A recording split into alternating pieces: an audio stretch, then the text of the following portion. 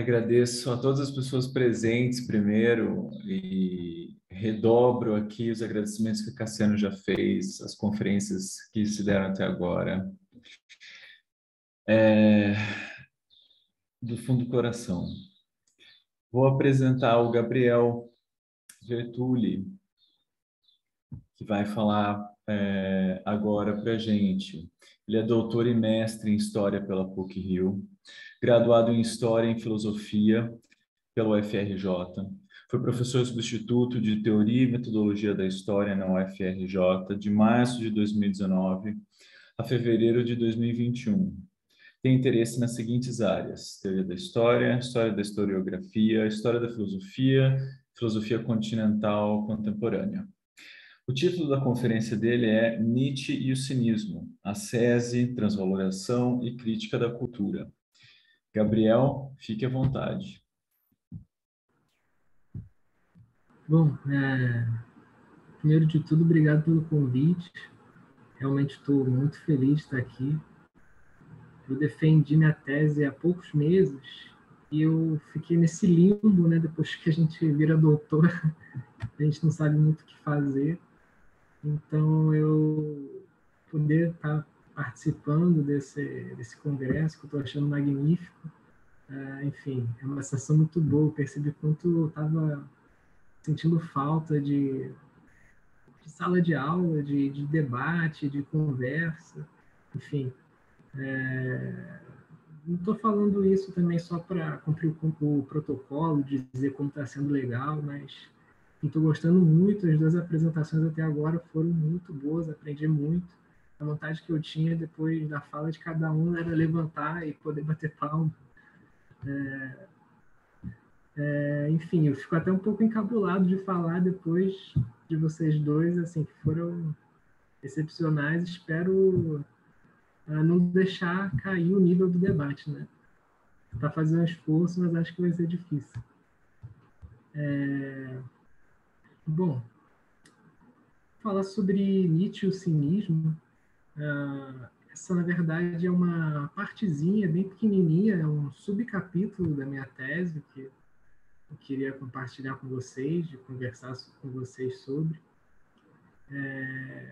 De antemão, quero deixar claro que eu não sou nenhum especialista em Nietzsche e também não me considero, muito menos, talvez, um especialista em cinismo. Eu acabei caindo no tema do cinismo na tese meio por acaso, assim.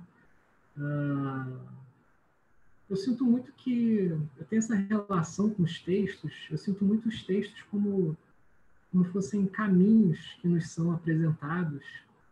É uma relação até meio estranha, né? meio idiosincrática, não sei.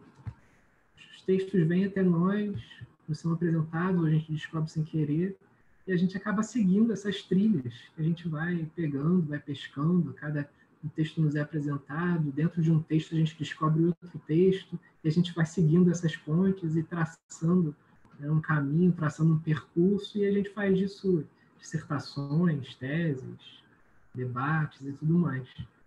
E,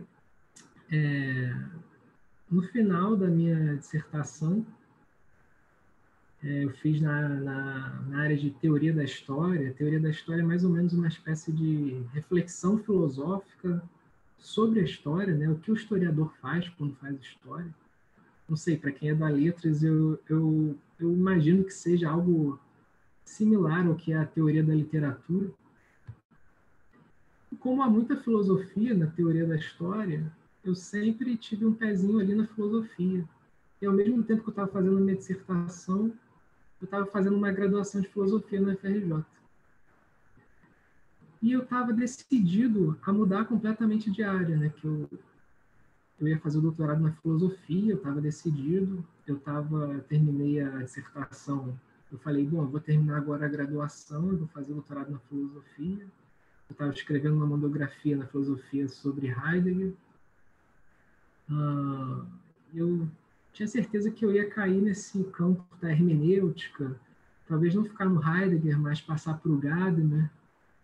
E, enfim, ali nos 45 do segundo tempo, caiu na minha mão o texto do Foucault, A Coragem da Verdade, né? Que ele fala dos cínicos, da filosofia helenística, de modo geral, e foi ali eu entrei numa crise, eu falei, bom, eu preciso falar dos cínicos na minha tese, eu não vou ser feliz se eu não largar a hermenêutica e falar dos cínicos.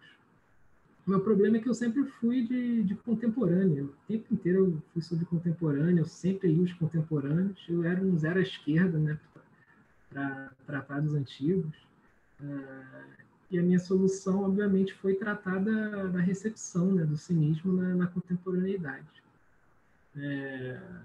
Acho que muito por isso, pela minha tese ter sido isso, né, dessa recepção do cinismo na contemporaneidade, que o Olimar, né, o Olimar Flores, da UFMG, me botou em contato, a Cassiana, comigo, né? Acho que foi bem por isso que eu estou aqui, né? Agradecer a ele também, né, que colocou a gente em contato. Se não fosse ele, também não estaria aqui.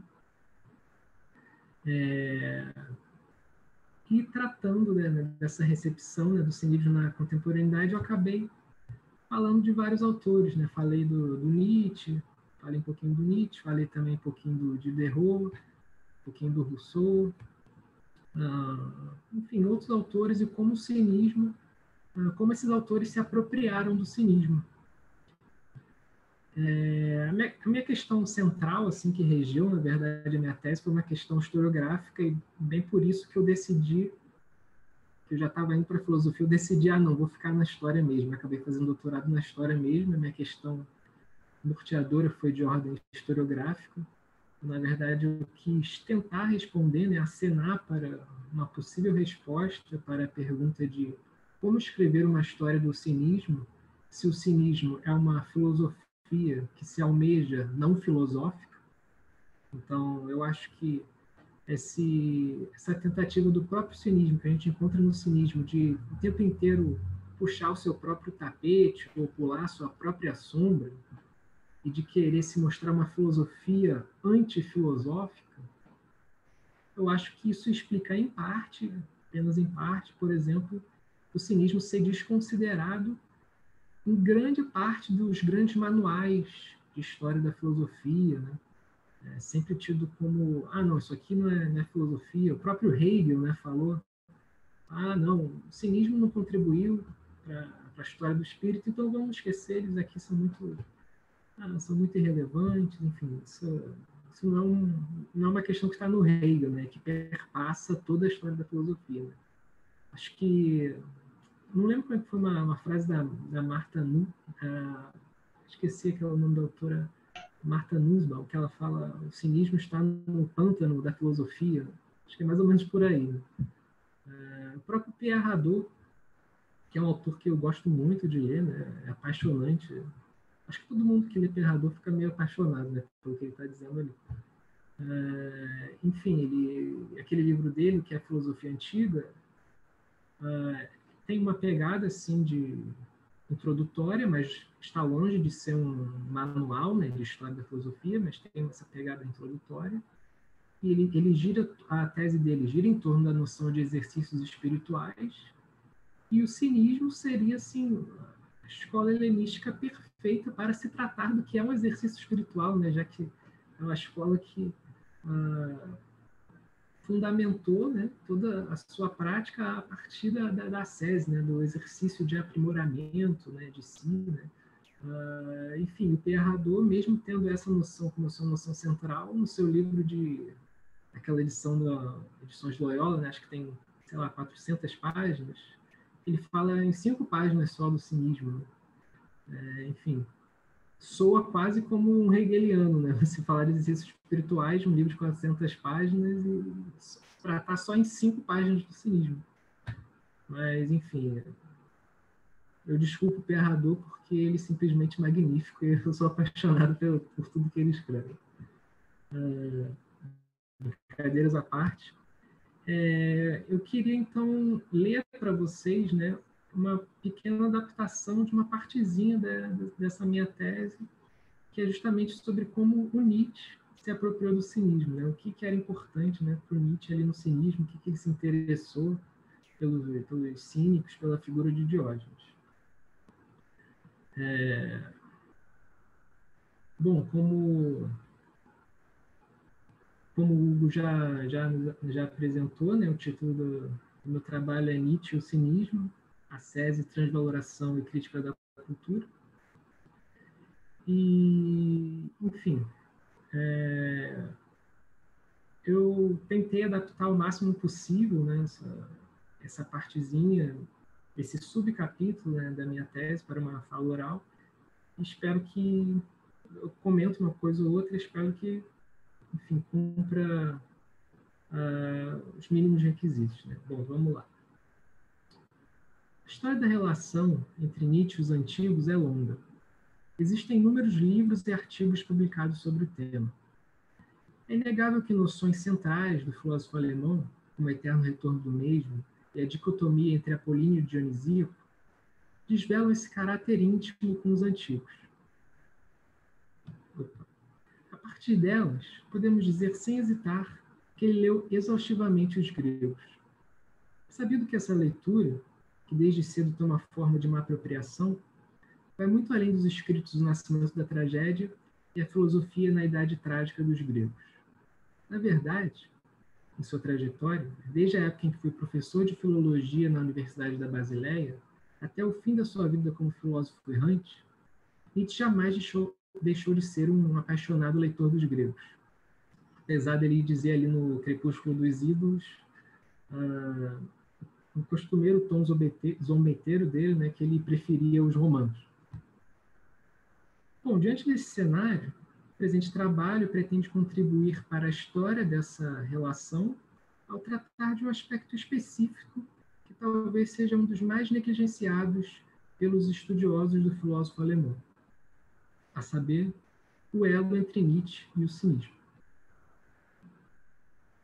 Em 22 de novembro de 1888, após ter ficado quase 2 meses trabalhando na redação da sua autobiografia filosófica, intitulada Et Homo, como alguém se torna o que é, Nietzsche escreve as seguintes palavras em uma carta endereçada ao crítico dinamarquês Georg Brandt. Acabei de transformar-me a mim mesmo em narrativa, servindo de um cinismo que passará a fazer parte da história do mundo. Fecha aspas. Com essa afirmação em mente, a autobiografia em questão ganha nova luz.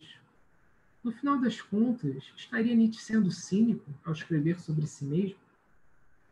É interessante notar que no capítulo intitulado Por que escrevo tão bons livros, em uma passagem que ele comenta sua própria obra, ele nos diz: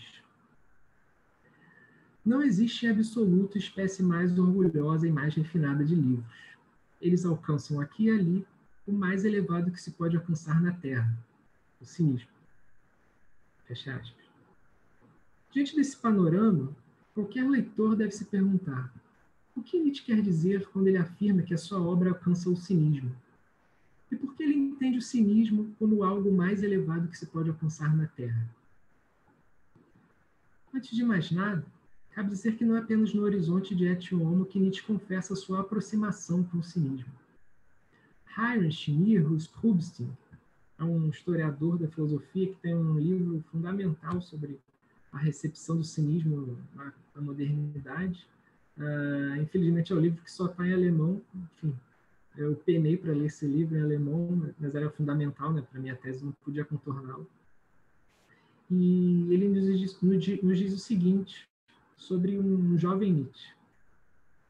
Abre aspas para ele.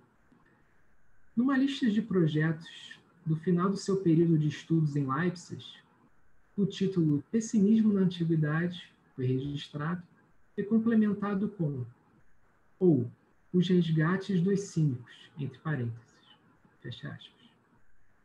Pois bem, o que se pode colher desse episódio é que Nietzsche já mirava uma aproximação com o cinismo na aurora da sua juventude. Aliás, não são poucas as vezes que ele demonstra o seu apreço pela filosofia diogênica. Por exemplo, podemos ler a seguinte frase no começo do seu livro A Vontade de Poder, que é um livro polêmico, né, que foi publicado apenas postumamente. Né?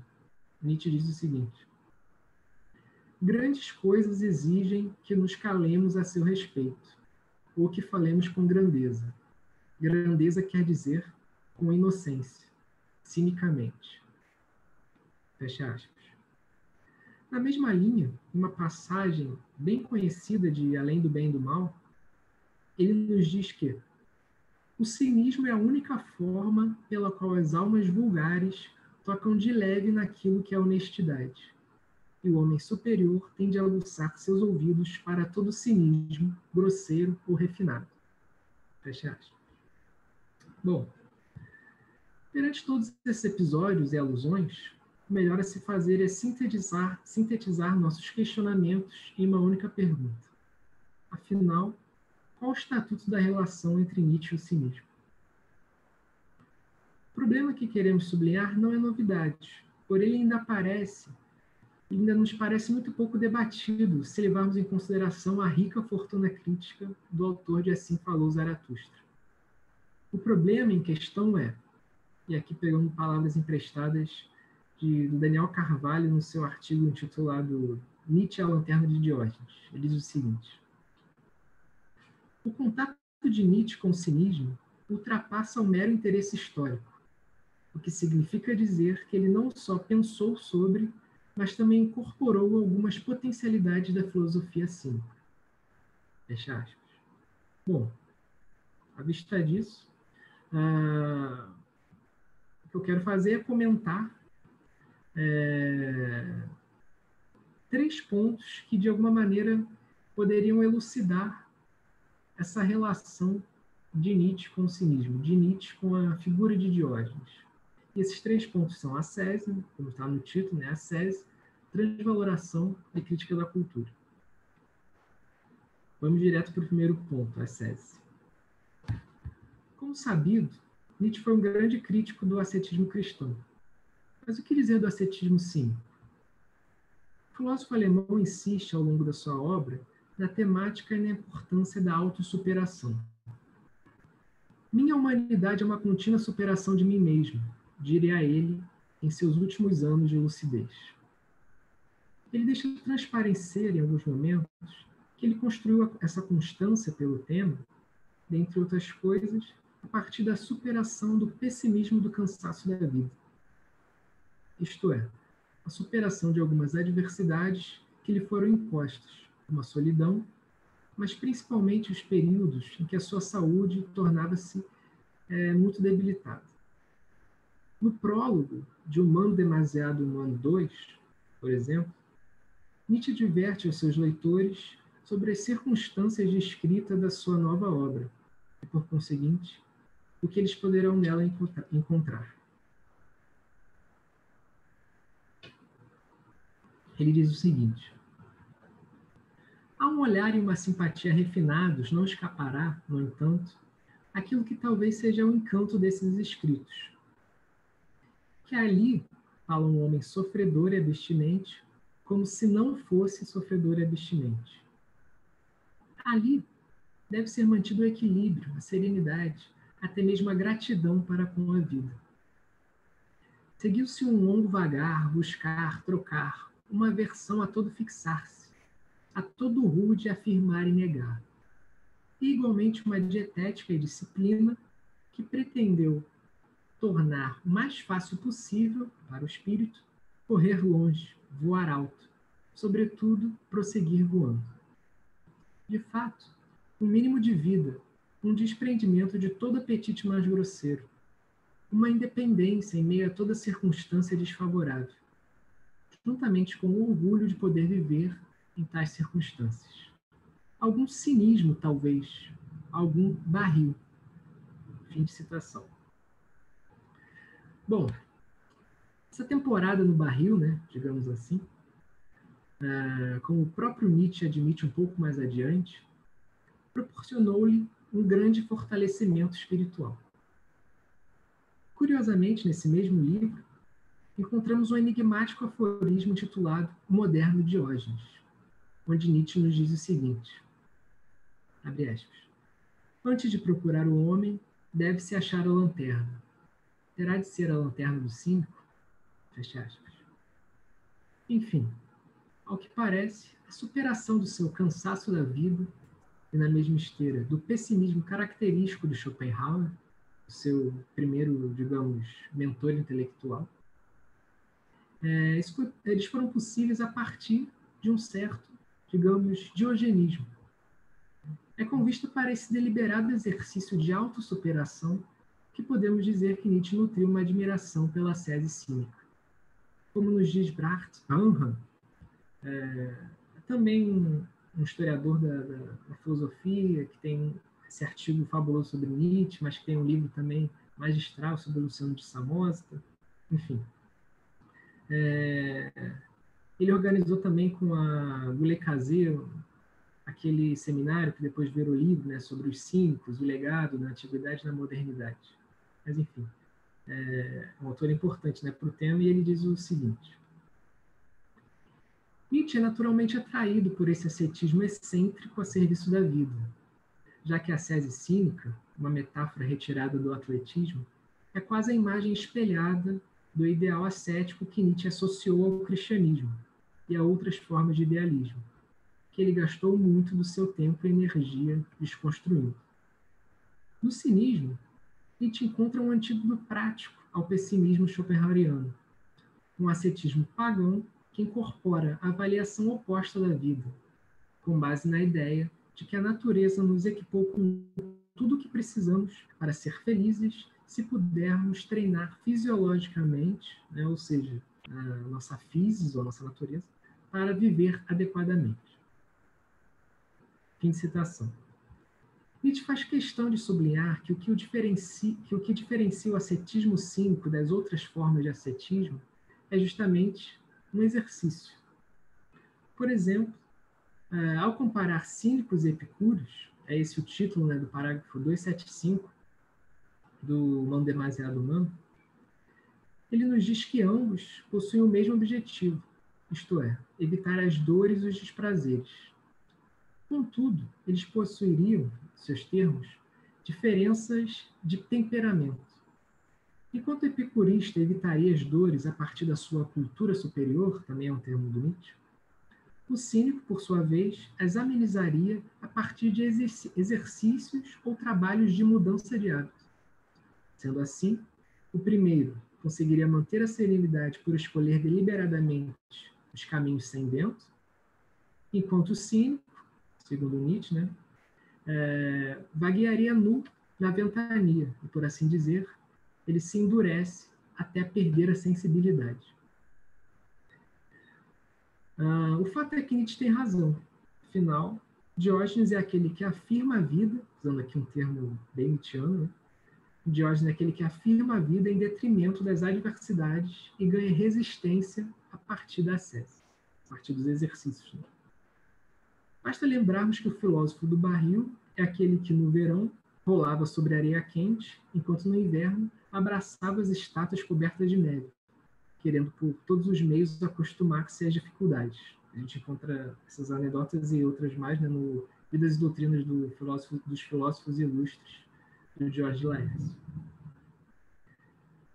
Foi justamente esse exercício filosófico, o exercício de frugalidade e aprimoramento da resistência, que ensinou Diógenes a enfrentar todas as vicissitudes da sorte.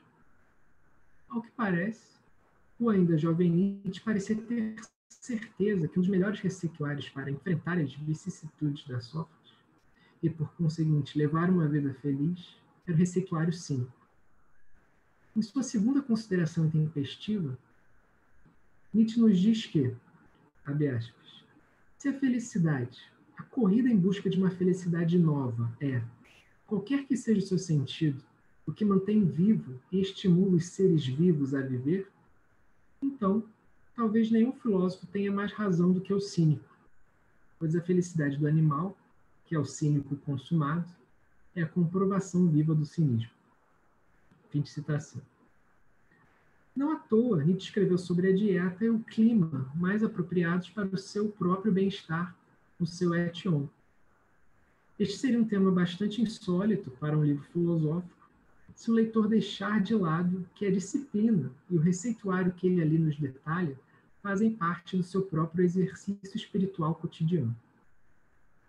Em outras palavras, o detalhamento das suas próprias prescrições são um relato da sua ascese, uma prática físico-espiritual que visa a autossuperação. Em suma, ao fazer da sua própria vontade de saúde e de vida a sua filosofia, ao dizer que inventa meios de cura para injúrias e utiliza casos ruins em seu proveito, ou ainda, ao amar o seu próprio destino e ter como máxima que o que não o mata o fortalece, uma máxima famosa, né, que virou meio até pop, né? Ao dizer que ter como máximo, né, que o que não o mata o fortalece, Nietzsche lança a mão de uma ascese de corte nitidamente cínico, um exercício de autossuperação traduzido na sua afirmação pela vida, na mesma esteira, na sua concepção de amor fati. Afinal, se Diógenes é aquele que dizia que todas as maldições da tragédia haviam caído sobre ele, mas, mesmo assim, a sorte ele podia opor à coragem, não seria então o amor fati nietzschiano um eco dessa firmeza e disciplina diogênica? Em síntese, como bem afirmou Rubinstein, evitar o sofrimento da vida, mas afirmar a própria vida. Esse é o sentido do cinismo, como Nietzsche interpretou. Fecha aspas. Ou pelo menos, né, como Nietzsche interpretou, no sentido eminentemente prático do cinismo, né, que diz respeito à ascese. Então, dito isso, eu passo para o segundo ponto, que é a transvaloração. Podemos começar esse segundo tópico a partir de um dos textos mais famosos de Nietzsche, o parágrafo 125 do livro H. A Ciência, intitulado O Homem Louco. Neste breve parágrafo, Nietzsche nos conta a história de um homem que, em plena luz do dia, saiu com uma lanterna acesa e gritou: "Procuro Deus, procuro Deus!" E, em primeiro momento, os ouvintes do Homem Louco ironizaram a sua procura. Perguntavam-lhe se Deus tinha se perdido ou se tinha emigrado. Porém, após tornar-se motivo de escárnio, o Homem Louco vocifera duras palavras no meio da multidão. Diz ele: "Não ouvimos o barulho dos coveiros a enterrar Deus? Não sentimos o cheiro da putrefação divina? Também os deuses apodrecem. Deus está morto. Deus continua morto e nós o matamos." Fecha aspas. Ao final, diante da multidão espantada, ele apenas aflige-se por sua própria extemporaneidade. O Homem Louco lamenta por vir cedo demais, e por este não ser ainda o seu tempo. Para os nossos propósitos, para além do estilo sério cômico, que é o estilo cínico, digamos, né, que é o estilo cínico por excelência, né? Mas, enfim, passar batido por essa questão, mas é um tema muito interessante que remonta à sátira menipéia, a Luciano de Samosata, enfim, um tema muito apaixonante também, mas digamos apenas que nesse parágrafo do Homem Louco também há uma mistura do sério cômico, né, que seria característica dessa literatura assim. Bom, para além do estilo sério cômico, que se destaca neste parágrafo por misturar sermão e paródia, o que convém sublinhar é o uso que Nietzsche faz da figura de Diógenes. Para os mais familiarizados com as anedotas sobre os cínicos, a identificação do Homem Louco com Diógenes é imediata. Afinal, sair em plena luz do dia com uma lanterna acesa e gritando "Procuro um homem" é uma das grandes marcas do sinopense. Além disso, é revelador que Nietzsche chame a sua personagem de o Homem Louco. Afinal, segundo uma das anedotas, Platão teria se referido a Diógenes como um Sócrates enlouquecido. A morte de Deus, tema central do parágrafo, é provavelmente a mais famosa concepção nietzschiana, junto ali com o eterno retorno do mesmo, eu diria. Não vem aqui ao caso esmiuçar todos os seus detalhes, porém, convém examiná-la à luz da noção de transvaloração de todos os valores. É outra concepção famosa do Nietzsche. Pois esta noção, né, de transvaloração também aclara os elos entre Nietzsche e o cinismo. Dentro do arcabouço nietzschiano, Morte de Deus significaria, grosso modo, a morte de antigos ídolos, como, por exemplo, o cristianismo e a metafísica platônica. No entender de Nietzsche, o crepúsculo desses antigos ídolos abriria espaço para a possibilidade da criação de novos valores. Esse ponto se torna mais claro se levarmos em consideração outro parágrafo da própria Gaia Ciência, onde Nietzsche nos diz que, abre aspas, ante a notícia de que o velho Deus morreu, nos sentimos como iluminados por uma nova aurora. Nosso coração transborda de gratidão, espanto, pressentimento, expectativa. Enfim, o horizonte nos aparece novamente livre. Fecha aspas. Ora, Nietzsche parece entusiasmado com a morte dos antigos ídolos, na medida em que, para ele, essa morte seria, na verdade, o perecimento de ideais decadentes e pregadores do afastamento da vida, segundo seus próprios termos. Por conseguinte, a possibilidade de ter o horizonte livre para uma nova aurora seria então uma oportunidade de criar novos valores que não negassem a vida. Muito pelo contrário, os novos valores poderiam justamente afirmá-lo. Em outras palavras, o alvorecer de uma nova moral que não negasse a vida se daria a partir de uma transvaloração de todos os valores. Em última análise, o empreendimento transvalorativo de Nietzsche é um projeto para derrubar ídolos e deslocar perspectivas, segundo seus próprios termos. Ou, para colocarmos em termos diogênicos, é um empreendimento para adulterar o nomos. E aqui é importante mencionar uma famosa anedota da vida de Diógenes, a que diz respeito ao preceito cínico de adulteração dos valores. Existem diferentes versões sobre a origem desse preceito. O próprio Diógenes Laércio nos oferece 5. Não nos cabe julgar qual a mais verossímil, apenas apontar para o núcleo central que perpassa quase todas elas. Diógenes, ou seu próprio pai, teria falsificado moedas em Sinope. Por conta disso, ele foi exilado ou fugiu.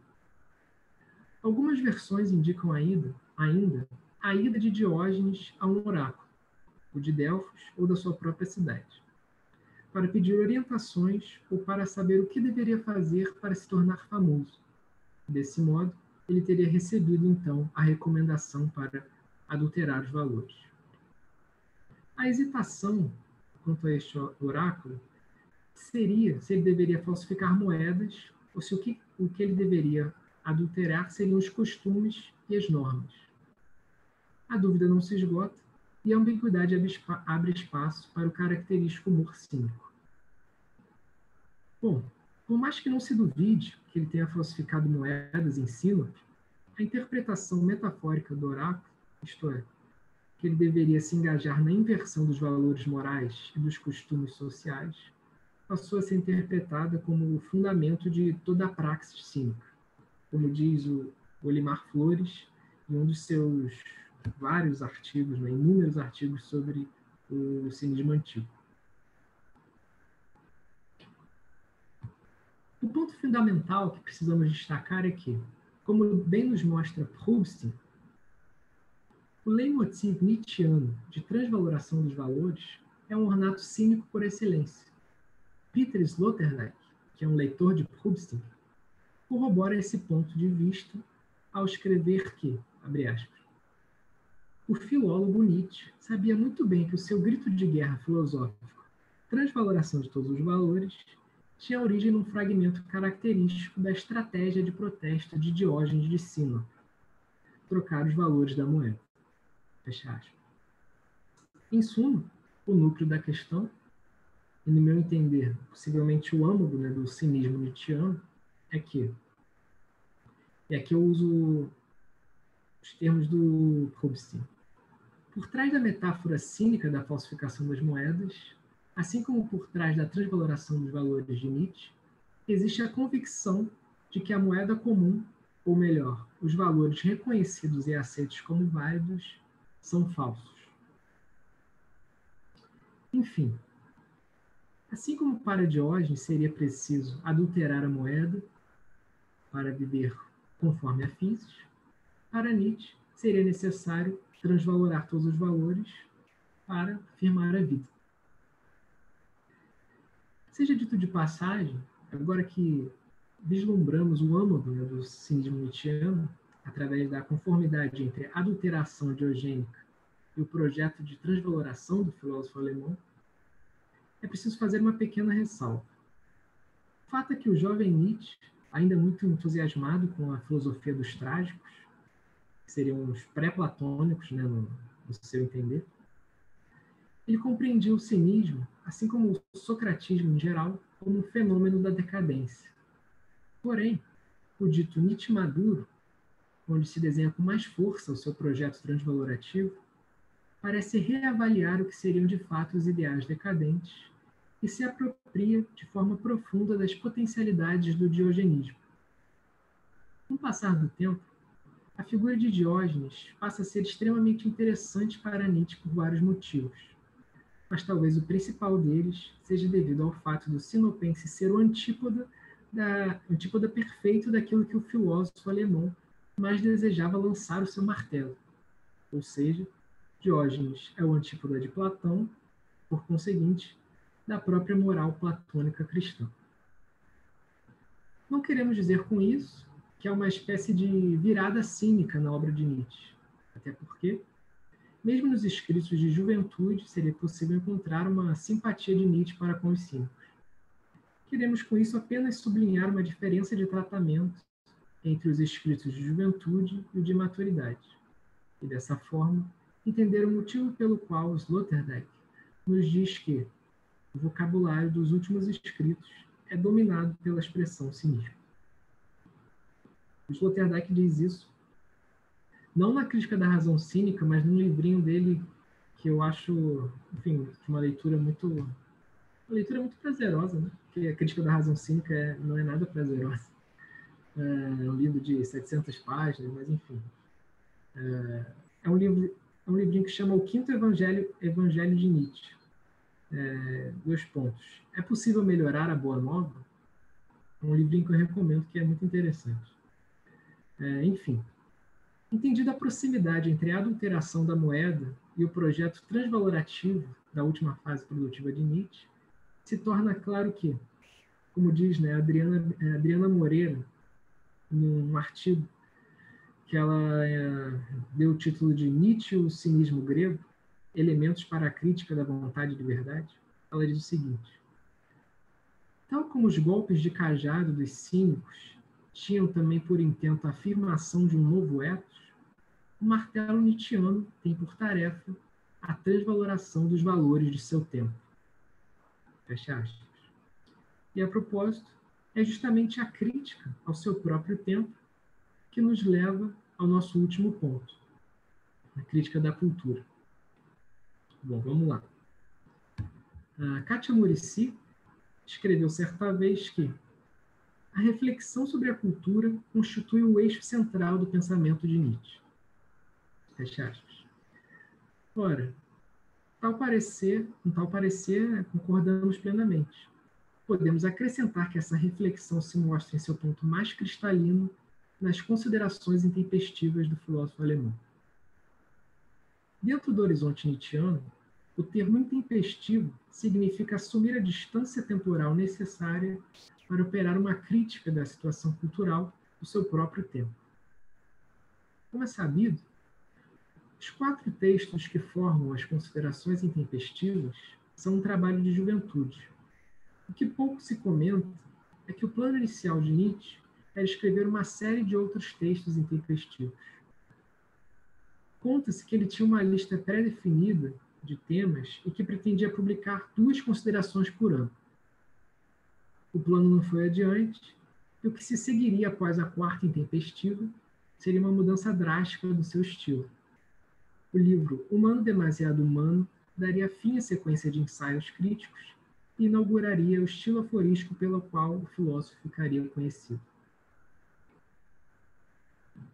Em linhas gerais, como o próprio Nietzsche nos diz, as 4 intempestivas são integralmente guerreiras. Ele diz isso no Etiomo, que ele está comentando na sua própria obra. Na primeira e na segunda intempestiva, o tom do jovem filósofo é bastante acusatório, enquanto na terceira e na quarta, sem abdicar do ar belicoso, ele propõe soluções para o que ele entendia como um cenário decadente. As prescrições para o aprimoramento da Bildung, a gente pode traduzir por cultura, mas Bildung é um termo alemão bem complicado. Eu entendo que é possível traçar um paralelo. A Bildung seria para os alemães o que a paideia, mais ou menos a paideia seria para os gregos. A gente pode traduzir Bildung também, para além de cultura, pode traduzir por formação. Acho que o termo é até próximo, né, que é mais fácil até de entender, né, do verbo em inglês, né, to build, né, que é construir. Né? Então, é a build no sentido de uma cultura que nós construímos a nós mesmos. Né? Talvez melhor do que cultura, a tradução seja formação. Né? Mas, enfim, né, não vou entrar nesse detalhe. As prescrições para o aprimoramento da build girariam em torno das figuras de Schopenhauer e Wagner. Naquela altura, ao olhar de Nietzsche, eles seriam duas imagens do mais severo amor de si, cultivo de si, tipos extemporâneos por excelência. E ele diz isso também no Étion. Só que com o passar do tempo, a gente não só rompe com Wagner, e é famosa nessa disputa, esse rompimento, essa querela dele com Wagner, ele não só rompe com ele, mas também muda sua opinião sobre a filosofia schopenhaueriana. A mudança é tão notória que, posteriormente, ele afirmaria que esses dois textos tratam unicamente dele mesmo, e não dos seus mentores intelectuais da juventude. Ele chega a dizer que, onde lemos Schopenhauer como educador, que é o título, né, da terceira intempestiva, devemos entender que trata-se, no fundo, de Nietzsche como educador. A segunda intempestiva é, provavelmente, o trabalho de Nietzsche mais lido por historiadores e teóricos da história. O refrão desse longo ensaio é que os elementos históricos e ahistóricos de uma cultura aqui no sentido de cultura, devem estar em equilíbrio na medida em que o excesso de cultura histórica, e aqui no sentido de Bildung, seria nocivo para a vida. Desculpa. Ou seja, a febre historicista que Nietzsche diagnostica em seu século, aí vale lembrar, né, que é no século XIX, que a história se torna, de fato, uma ciência, no século XIX, que ela constrói as suas bases epistemológicas, né, e Nietzsche vê essa ascensão da história enquanto disciplina. Né? Ele chama isso de febre historicista. A febre, como eu estava dizendo, a febre historicista que Nietzsche diagnostica em seu século seria um dos motivos pelo qual a cultura moderna, alemã, cristã, estaria doente. A educação oferecida à juventude formaria apenas homens de ciência e filisteus da cultura, e seria incapaz de formar espíritos livres. São expressões do Nietzsche. Diante desse cenário, não é errado dizer que, desde cedo, Nietzsche via a necessidade da criação de novos valores para suplantar os antigos ideais que ele julgava decadentes. Nesse sentido, a necessidade de transvaloração dos valores caminha lado a lado com a crítica da cultura de seu tempo. A gente vê assim uma possibilidade de estabelecer uma ligação entre o Nietzsche jovem e o maduro, pois a intempestividade seria constitutiva de uma empresa de transvaloração dos valores. A terceira intempestiva, como eu falei, né, Schopenhauer como educador, é talvez a mais elegante em sua forma. Com efeito, ela é a que mais nos interessa aqui. Assim como no segundo texto da série, também nesse terceiro, a crítica da Bildung se apresenta como uma crítica da cultura de gabinete, é o termo dele. Isto é, uma crítica contra um cultivo de uma inteligência que jamais conseguirá se converter em sabedoria. Ou, em outras palavras, contra o cultivo de um erudito que jamais se tornará um filósofo. Enfim, Nietzsche defende que uma cultura, e agora no sentido de cultura mesmo, né? Enfim, digamos, de os nossos atos que são partilhados, né?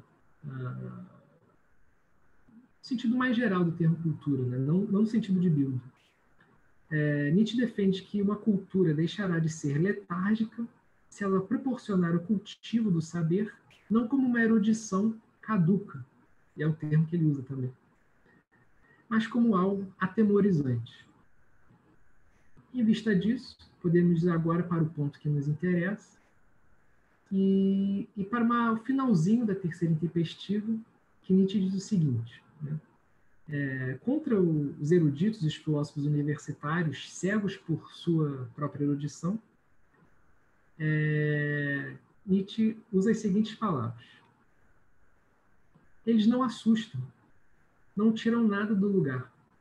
E a respeito de suas aspirações e esforços, poder-se-ia dizer o que Diógenes respondeu, por sua vez, quando ouviu louvarem um filósofo. Diógenes teria dito: o que esse filósofo tem de grandioso para mostrar se ele pratica filosofia por tanto tempo e nunca incomodou ninguém? Sim, assim deveria estar escrito na lápide da filosofia universitária. Ela nunca incomodou ninguém. Fim de citação. Com o auxílio dessas palavras, que são o desfecho da terceira intempestiva, podemos mais uma vez ligar os pontos entre o sinopense e o alemão. Assim como Diógenes, Nietzsche também foi um intempestivo, um crítico do seu tempo. Assim como o filósofo do barril, Nietzsche também mirou um saber que não negligenciasse o corpo, um saber que não tivesse um fim em si mesmo e que servisse à vida em seu sentido imanente. Vamos empreender, em termos modernos, uma crítica da Bildung por ela mesma, isto é, o cultivo de si, que vai de encontro a um cultivo meramente erudito. Tanto o filósofo do barril quanto o do martelo pensaram a filosofia como uma prática não meramente intelectualizada. Pois bem, se no final do seu texto Nietzsche lançou mão da figura de Diógenes para criticar a filosofia acadêmica por ela ser demasiadamente mansa e logo não incomodar ninguém, podemos fazer o exercício de reler a sua terceira intempestiva à luz desse argumento e perceber a coloração cínica de todo o seu texto. Principalmente quando ele nos pergunta, por exemplo, abre aspas, quando é que alguma vez um erudito se tornou um verdadeiro homem? Fecha aspas. Com isso ele quer dizer, né? Nietzsche quer dizer que um erudito jamais se torna um sábio, um verdadeiro filósofo. E o paralelo que a gente pode traçar com os cínicos vem da anedota mais famosa, né, do Diógenes, né, que é quando ele procura um homem em plena luz do dia com uma lamparina acesa e ele sai gritando, né, pela polis, né, procura um homem, querendo dizer, né, dando a entender uma das interpretações possíveis, né, para essa anedota, é que ali ninguém estaria vivendo de acordo com a physis, né, digamos assim, de acordo com a sua própria natureza. Então esse seria o paralelo, né? Ambos criticam essa letargia dos seus contemporâneos, dizendo que eles sequer são homens, que eles estariam cegos, né? Por atos, por hábitos que impediriam deles alcançar uma autossuperação, para usar um termo de Nietzsche.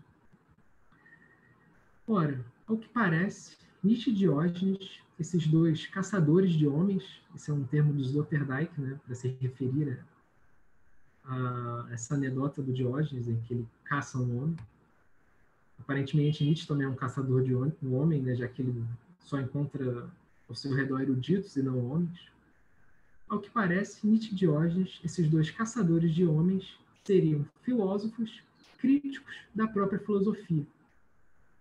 Talvez por isso eles levassem tão a sério a tarefa de incomodar. O filósofo que incomoda seria um intempestivo por excelência. Em suma, contra uma Bildung apática, Nietzsche propõe um saber que afirme a vida, um saber da imanência radical, um saber alegre, um saber gaiato, uma gaia ciência, diria ele, né? Enfim, um saber diogênico. Para concluir, nos parece claro que Sloterdijk tem razão ao dizer que, abre aspas, a autodesignação decisiva de Nietzsche, com frequência desconsiderada, é de um cínico, fecha aspas. Como vimos, a figura de Diógenes é interessante para Nietzsche por vários motivos.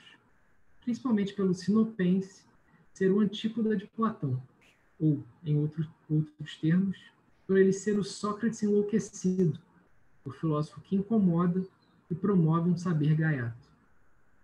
Nos 3 pontos que analisamos, a sese, transvaloração e, por último, crítica da cultura, o cinismo se apresenta como uma grande alternativa ao paradigma platônico cristão, ou seja, justamente o paradigma que o filósofo alemão visava transvalorar. Por fim, por conta desses 3 pontos, é possível lançar luz sobre um cinismo nietzschiano, que podemos chamar também de cinismo transvalorativo. Com isso, eu fecho meu texto e, enfim, é isso que eu tinha para trazer para vocês hoje, isso que eu tinha para falar para vocês hoje. E, de novo, agradeço a oportunidade, que é um prazer escutar vocês e estar participando desse evento. Tá bom? Obrigado. Nós é que agradecemos, com certeza estou transmitindo a impressão de todos, que foi uma belíssima apresentação. E temos agora aberto para quem quiser colocar comentários, perguntas.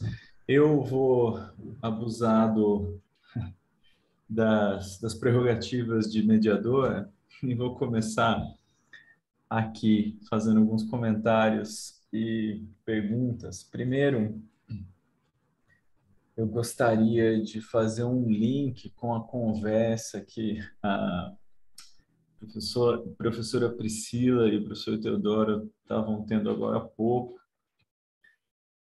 E em algum momento surgiu o questionamento, né? Será que a gente escapa do pensamento da tradição filosófica, vamos chamar aqui de ocidental, por cuidado, e acho que a teleologia foi colocada como uma das vilãs inescapáveis aí. E na pesquisa Nietzsche há um ponto que eu sempre causa algum desconforto quando eu teimo a, a, a, que a que a teima do próprio Nietzsche em tornar-se aquilo que se é uma teleologia entrada de contrabando, aí, por mais que ele brigue tanto com isso. Fique à vontade para comentar depois, se quiser. Mas o Etiomo, depois de toda a briga dele contra o platonismo e contra a fixação e tudo mais, ela, para mim, aparece e já foi tentado já me mostrar, mas ninguém me convenceu ainda que isso não é uma teleologia disfarçada de coisa outra. Aliás, você disse da famosa, né, aquilo que não me mata me fortalece, que virou meio pop. Incentivo você, pode ser mais incisivo, na minha opinião. Meio pop não virou totalmente pop, né? Frase de caminhão. E acho que tem um pouco a ver com o fato também de algo que a professora Priscila e o professor Teodoro estavam, algo sobre o qual eles estavam discutindo, que é o desespero do mantenimento de polos, da guerra, do instinto beligerante, as proposições que eles estavam colocando ali, né, em resposta aos posicionamentos aristotélicos, mesmo heraclitianos também, né, da oposição polar que o próprio Heráclito, até onde eu entendo, também propõe. Como eu entendo um mantenimento dessa necessidade, como a professora disse quando estava respondendo a uma das perguntas, né? Mas por que o melhor? Por que a necessidade de marcação do melhor? Né? Por que precisamos destacar o vitorioso? Né? E, no mais das vezes, esquece o vitorioso, não a vitoriosa, como ela colocou. E, enfim, algo que o Nietzsche defende com todas as forças, né? Esse instinto beligerante, algo, enfim, que eu acho que vai de mãos dadas aí com tudo que eles estavam dizendo. O próprio, você citou a segunda e extemporâneos, usos e abusos da história, né? Ele está dizendo, o Nietzsche chama atenção para o frisson que estava ocorrendo na Europa, mas sobretudo na Alemanha recém-unificada, precisando de uma identidade a todo custo. A própria ideia de uma identidade, a necessidade de uma identidade, de uma forma, se quisermos. Isso é metafísica, isso é uma tradição falando fortemente de fundo. Você citou até a Bildung, né? Você está falando do problema de tradução da Bildung. O Heidegger, mesmo você disse do Heidegger, né? Ele faz um jogo com a Bildung, com a Bild, né? A imagem no alemão, a formação enquanto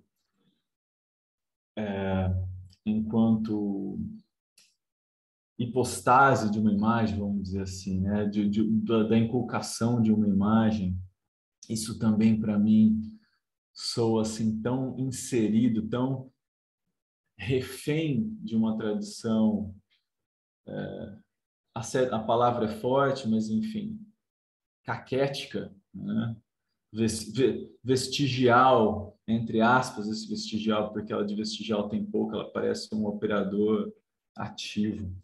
Enfim, desculpa fazer essas longas colocações, mas é porque aí dá chance para você ficar à vontade para falar. Se alguma delas te incita a falar alguma coisa, Gabriel, fique à vontade. Se não, pode deixá-las de lado aí para a gente jogar ping-pong em algum momento, e eu te deixo com uma pergunta aqui para direcionar mais. Você disse que estava no Heidegger antes de se debruçar sobre o Nietzsche, né? A crítica pesada do Heidegger ao Nietzsche, tentando jogá-lo ali na metafísica ainda, de todas as formas. Como você acha que ele responderia às suas... O Heidegger, como você acha que ele responderia às suas colocações sobre o Nietzsche? Eu vejo o Nietzsche tentando reabilitar a Sese, né? A Sese que foi cooptada pelos delírios da onipotência metafísica, né? De que a Sese nos levará para um outro nível. O Nietzsche, quando chega nele, já houve a cooptação da Sese por todo tipo de religião, ideia transmundana, e até onde eu entendo, ele está tentando fazer um desbloqueio disso, né? Mas o Heidegger termina a vida falando somente um Deus pode nos salvar, né? Então, o que você pensa? Pode jogar o Sloterdijk aí no meio, a resposta dele é a carta sobre o humanismo, fique à vontade, mas a minha pergunta para você principal seria essa: qual seria a resposta do Heidegger? Você está mais do lado de quem? Se é que faz sentido isso para você, fique à vontade. Depois tem um comentário já aqui no chat que eu faço, do Marcelo. Fique à vontade, Gabriel.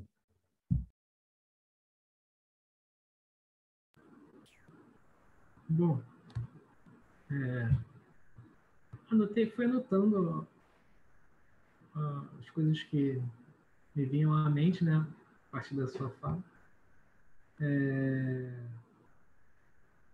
Eu pensei muito realmente no Nietzsche, nas falas tanto do Teodoro quanto da Priscila. O Teodoro, obviamente, pelo estilo aforístico, e pela... Nietzsche tem, assim, um diálogo interessante com Heráclito, né? Acho que é no Crepúsculo dos Ídolos, né? Que ele dá uma alfinetada no Heráclito, mas logo diz que não, Heráclito, o cara que compreendeu alguma coisa, mas, infelizmente, tem isso aqui. Não lembro exatamente a crítica dele, o que ele pontua como algo positivo, né? Mas o Nietzsche, que é um cara que só está interessado em chutar todo mundo, né? Quando ele diz alguma coisa, esse aqui até que é bom, é porque ele deve achar muito bom mesmo. Da Priscila, eu fiquei pensando também, eu achei que você ia falar isso, né? Quando você começou a sua fala, é que o Nietzsche tem umas passagens extremamente problemáticas, né? O Nietzsche é um misógino bizarro, né?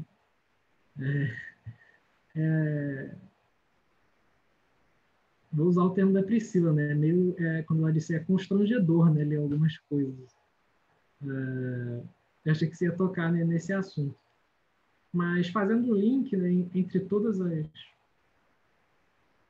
as falas, você apontou para a questão do se é possível escapar da tradição. Bom, como antes de começar a ler os cínicos e me deparar com esse universo da filosofia helenística, como eu disse, eu estava ali mergulhado na hermenêutica, né? Não só do Heidegger, mas também do Gadamer. E a noção de tradição é importante para o Gadamer, né? E eu tendo a concordar muito com o que ele fala, que é impossível sair da tradição, porque justamente a tradição é a condição de possibilidade para nós colocarmos as questões. Então, a gente só pode estar aqui justamente porque a gente tem essa bagagem cultural, intelectual, que é a tradição, que nos faz dialogar dessa maneira. O que não quer dizer que nós estamos presos à tradição. Aí a gente já entra num debate que eu adoro também, que é do círculo hermenêutico, acho que também que não vem adentrar aqui, mas que tanto Heidegger quanto Gadamer, né, dizem que o círculo hermenêutico não é um círculo vicioso. Porque por mais que nós só possamos pensar a partir da tradição e colocar questões a partir de uma certa bagagem intelectual, cultural, nós podemos ampliar nossos horizontes, né? E é esse o termo, né, famoso, né, dessa tradição hermenêutica, né, da ampliação de horizontes. Nós podemos ampliar nossos horizontes a partir do contato, né? Aí a palavra fundamental para o Gadamer, né, a partir do diálogo, que é justamente o que a gente faz aqui, né? Enfim, acho que algum dia eu ainda vou voltar para o Gadamer, acho que eu deixei isso ali atrás, talvez algum dia eu ainda volte a lê-lo e a estudá-lo. Mas que eu acho que o projeto filosófico dele, além de alguma maneira, lançar luz sobre essa questão, né, do problema da tradição, que não podemos escapar dela, mas não quer dizer que, já que ela é a condição de possibilidade, né, para o nosso entendimento, por mais que a gente não possa escapar dela, nós podemos questioná-las, né?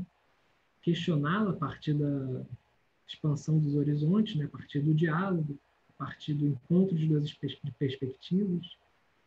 Além dele lançar luz sobre esse ponto, ainda tem uma dimensão ética que eu acho muito bonita na filosofia do Gadamer, que é o princípio de que a partir do diálogo nós podemos questionar nossa própria visão, nossos próprios preconceitos, né? E é o termo que ele usa mesmo, ele usa esse termo, preconceito. Nós questionamos os nossos próprios preconceitos a partir do diálogo, a partir dessa abertura, a partir dessa ampliação de horizontes. Bom, acho que agora eu comecei a fugir um pouco até das coisas que você tinha falado, me desculpe, mas até que foi bom porque você tocou num ponto que há uns 6 anos atrás eu era um entusiasta, né? Mas enfim. A sua questão foi qual a resposta do Heidegger, né, para as colocações, né? Eu gosto da leitura do Heidegger, do Nietzsche, que ele faz do Nietzsche, mas de alguma maneira eu tendo... E aí eu li pouco o Derrida, mas o pouco que eu li eu entendo que eu acho que a leitura do Derrida sobre o Nietzsche, não sei, eu tendo a concordar mais com a leitura do Derrida.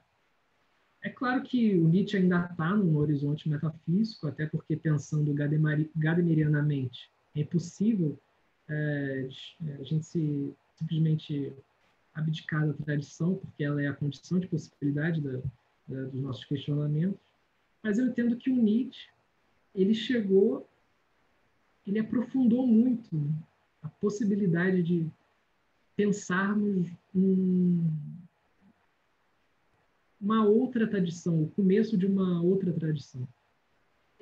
O próprio Nietzsche conseguiu entender a impossibilidade, inclusive, de se chegar muito longe, ir para muito fora dessa tradição.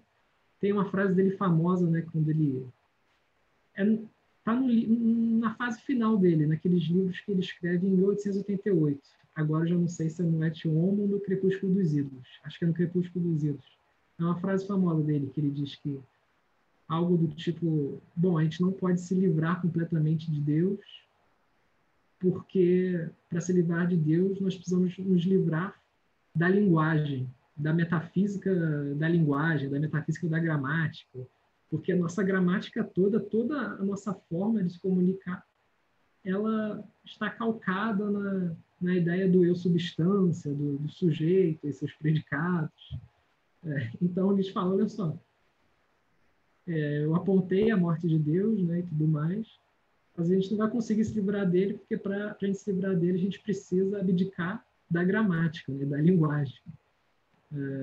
Enfim, então, eu acho que o Nietzsche, ele obviamente continua nesse registro metafísico, mas eu acho que essa é uma leitura derridiana. O Nietzsche foi o que conseguiu, de alguma maneira, espetar ali a bolha, né? E tentar um caminho alternativo. Bom, acho que é isso. Não sei se eu deixei alguma coisa passada dos seus comentários. Como eu lhe disse, Gabriel, a ideia é só te instigar a falar o que você se sentisse. Fique tranquilo. Eu acho que você tocou em vários. Aliás, já para começar, concordo com você. A palavra que a professora Priscila usou é ótima. É constrange ler algumas passagens mesmo. Tem uma, né, algumas complexidades para ser muito generoso, mas a palavra é constrange mesmo. E por isso que eu chamei a atenção ao que, se eu entendo a conversa da professora Priscila e do professor Teodoro, aquilo que eles estavam colocando como aparentemente apontando para uma alternativa ao Agon, né? A esses polos, né? A Cassiana sabe que esse é um tema que me chama muito a atenção, né? A superação dessa beligerância desnecessária, né? Desse culto à luta, né? A posição a posição multipolar, para dizer o mínimo, né? Como tentativa de fuga disso, né? Aproveito para fazer aqui um merchan de um caro amigo que está assistindo aqui, o Vinícius Souza. Ainda não tive tempo de ler o trabalho, mas ele fez um mestrado sobre Nietzsche e o feminismo.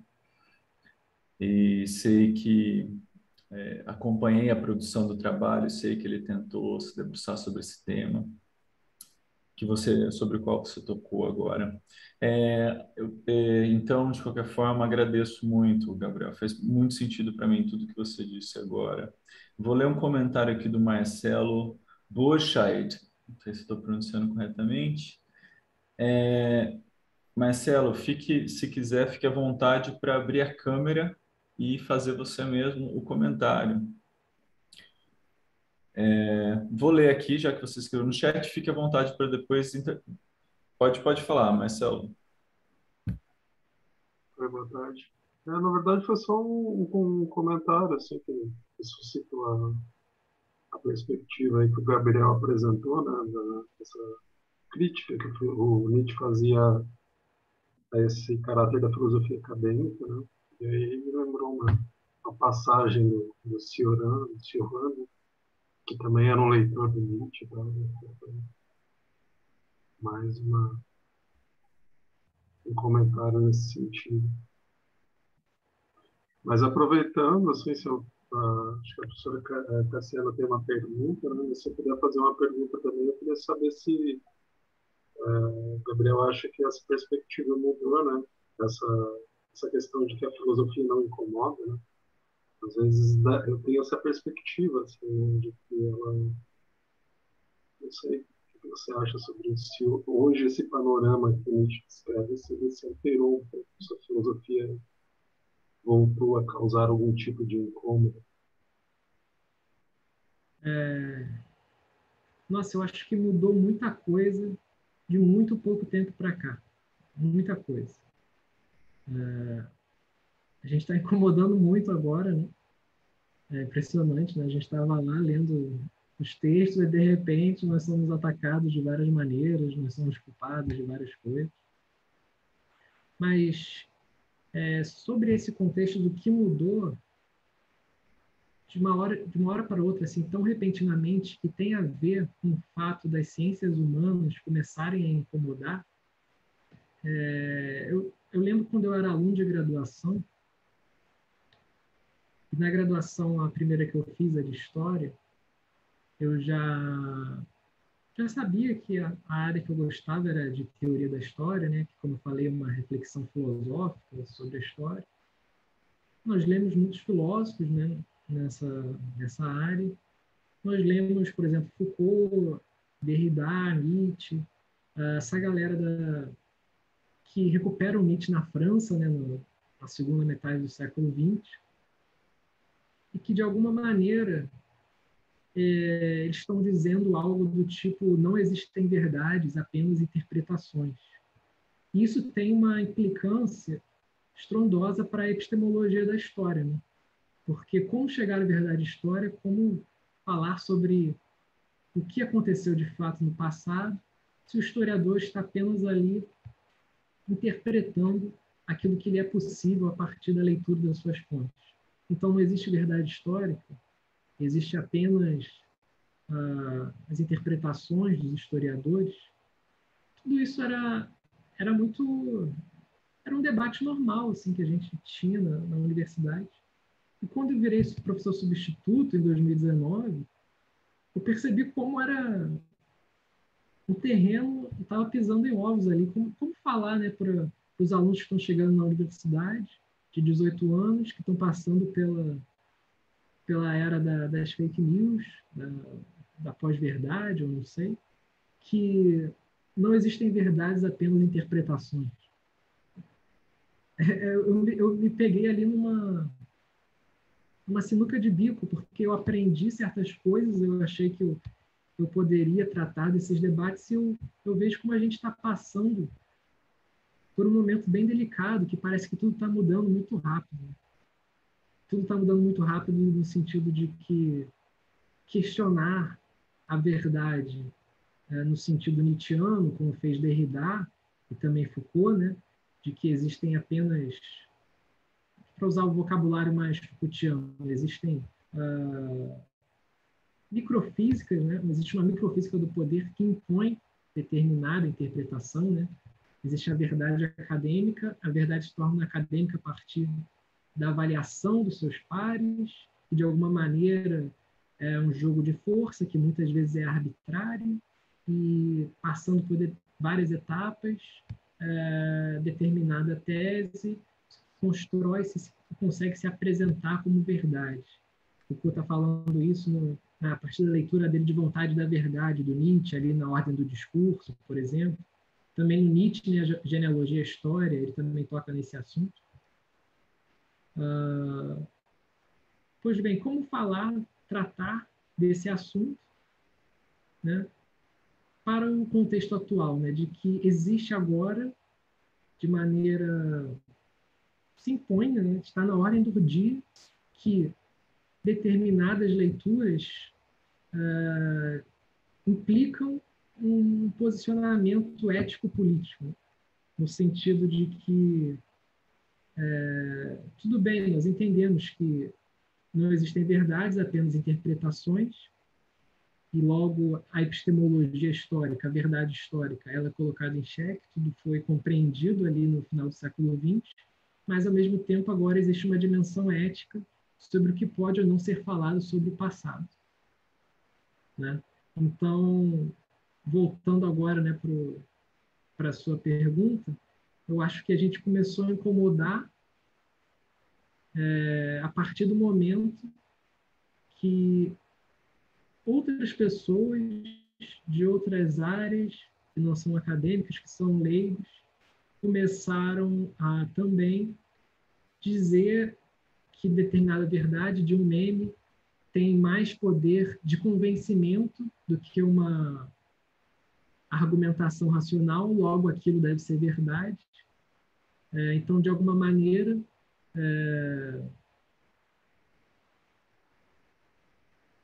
um debate ético está se impondo, né? É isso que eu vejo.